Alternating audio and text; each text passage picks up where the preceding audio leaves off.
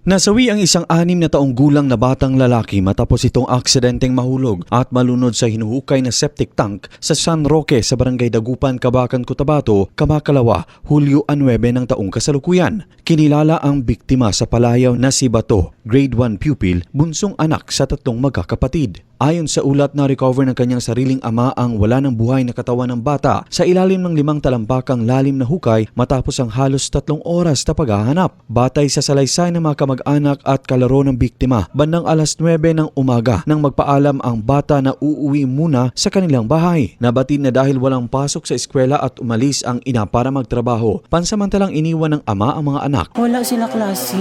Nagsiling ang papa nila nga diri lang kamo kay magrastras gan isa sa tubo, mangnipyo sa tubo. Subalit nang bumalik ito sa tanghali upang magluto ng tanghalian ay doon na napansing missing si Bato. Sa paghahanap ng ama, laking gulat na lamang nito nang makita ang tsinelas ng anak sa gilid ng hukay kaya agad siyang sumisid sa tubig at na-recover si Bato pero bigo itong ma-revive ang kanyang bunso. Ano ginaayos ni papa niya?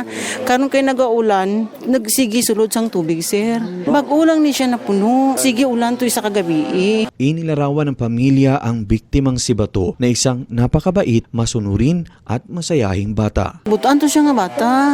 Kung imong suguo na bisag wala sang kapalit nga kwarta, magpatigid ba bibo tiktoker pa nga bata to sir ba. Daw bilog gawa nga mga sandroke nga katawhan. Grabe gid ang kasubo man ba kay siyempre ang bata palangga sang tanan. Luigi Alan Totor, NBC, Bida Balita.